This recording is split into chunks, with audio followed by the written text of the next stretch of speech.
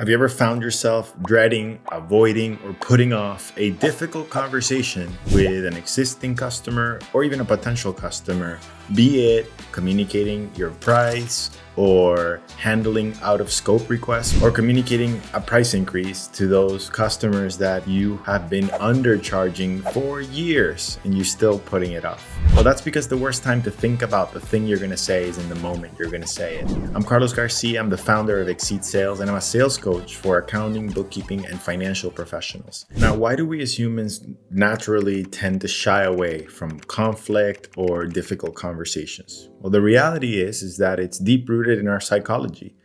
As human beings, we do not want to have negative feelings. So that's the first thing, right? Difficult conversations or conflict generates stress and anxiety, and in some cases, fear. And nobody likes those negative emotions. The second reason is because could be that we may lack the confidence to know exactly how to communicate some of these expectations or our value or our message to the recipient without feeling like we need to offend them or feeling like they're going to not like us, if we communicate something. Naturally, many of us, depending on how we're raised, we are raised to please others, to be liked. And the risk of always having to show up, trying to be liked, is that other people could take advantage of that by either stepping over their boundaries or also disrespecting your time. And so once you can identify these methods of how to effectively communicate, whether it's your value or your boundaries or the message that you really want the recipient to understand so that you're not overwhelmed, overworked, and underpriced, then you can make these conversations a lot less painful for you. So I want to share a framework that's going to help you achieve that. There's also a lot of research that's been done. If you go to www.positiveintelligence.com, there's a gentleman by the name of Shirzad Kameen that goes into the neuroscience of sort of these inner voices that exist in our heads. And these voices are called saboteurs. So these saboteurs, there's like these 9 or 10 existing traits that show up whenever we are kind of in this stressful situation. We either go into fight or flight mode. And these tendencies kind of show up in our daily life whenever we are exposed to stress, anxiety, fear, uncertainty. And there are some dominant saboteurs that show up to confront difficult conversations.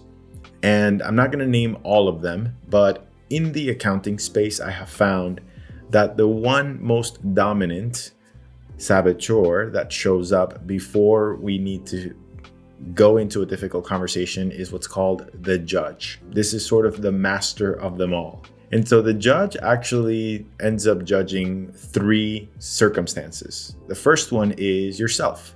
So before you kind of go into a conversation, you start judging yourself like, oh my God, I'm not good enough. I'm not worth it. They're not going to like me if I tell them no or if I set boundaries. And so you kind of start self-sabotaging, and that's what a saboteur is. The judge also judges the other person that's in front of you. So in this case, you could be judging the customer. You say, this person doesn't appreciate me. This person is trying to step over all these boundaries. They have no consideration. They're cheap, whatever it is, right? And so again, you're trying to find ways to justify why you should either avoid the conversation or in some cases show up not your best self, which then can turn into negative outcomes, right? Bad for your business, bad for the customer's experience, and bad for yourself. You end up being overworked. And the third one is judging the circumstances, right? If only I had better this. I cannot be like this other person. I'm not as confident as them, right? Again, it goes back to sort of judging yourself or judging the circumstances. Or because I live in this state, I can't charge that much. So you end up coming up with excuses of why you either avoid it or why you should show up to these conversations the way that you end up showing up.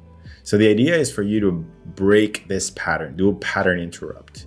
In some cases, practicing mindfulness could be a helpful way to do that. And mindfulness is just the ability to sort of freeze or neutralize these negative thoughts.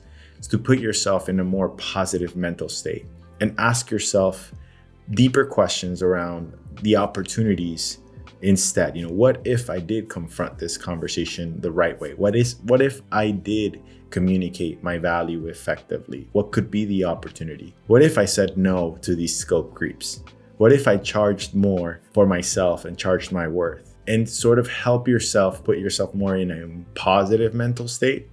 That way you can show up your better self and be able to communicate your worth, your value, or even your boundaries in some of these more difficult conversations.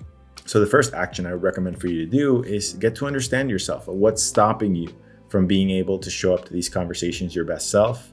And then what are some steps you can take to improve your mental state and your emotional state? That way you can feel comfortable going into these difficult conversations and knowing that they don't need to be difficult. It's just a matter of knowing exactly what to say. So the second step is you have to actually identify what are these difficult conversations that show up in the most common situations. Write a list. What are they? Could it be being able to price yourself at a higher value than you think you're worth? And then kind of ask yourself a few questions around, what if I could communicate my price more confidently? What could you do to build more confidence? Maybe you might need some coaching. Could you hire a mentor? Or could you see someone that you admire that's doing it really, really well? Could you watch a couple of videos, read some books? So find the things that you need to get better at so that you can prepare to show up at those conversations that you have listed. Now, the last piece of this whole puzzle is you being able to use a framework that will help you follow so that you can communicate your message effectively. And so this framework, I've made it very easy. It's literally just my name, Carlos. And in each letter, I want to break it down for you so that you can learn how to show up to these conversations and effectively communicate your message. The first is curiosity. You want to show up with a state of curiosity, asking curious questions to yourself so that you can understand maybe what is the other person's perspective. Why do they want a lower price? Why do they continue to ask for all these requests and not recognize that they have to pay you for it? So understand kind of like their point of view. Maybe they don't know that they should be paying you more. Maybe they don't know that they're stepping over a boundary. So could you ask some curious questions? And some questions could start with, what do you know? What do you know about out of scope requests? What do you know about working with a professional accountant like myself? Or what is your experience? So you could use some of the phraseology from the exactly what to say methodology, which takes us to the second step, which is to ask questions. So you want to list out what are some key questions you can ask to understand the other person's perspective and to help kind of shift their perspective around what they know and educate them around what your expectations are, what your pricing is, what is acceptable, what isn't acceptable.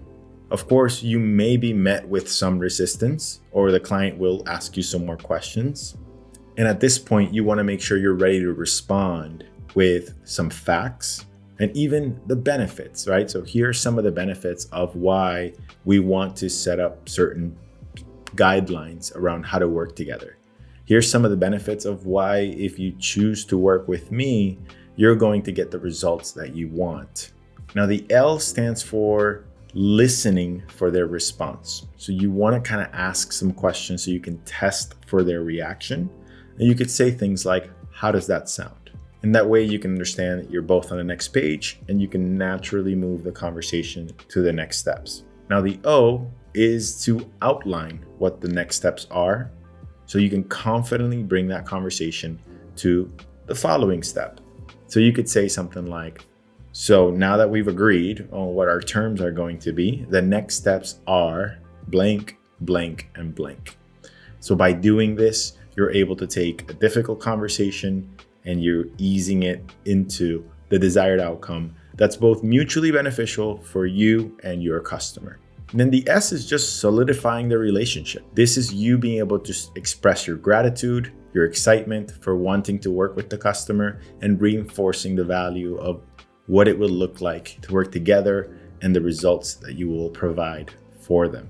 I hope you found value with this video. If you're interested in working together and learning how to level up your communication and selling skills, check out some of the information on the description below, and I look forward to chatting with you some more.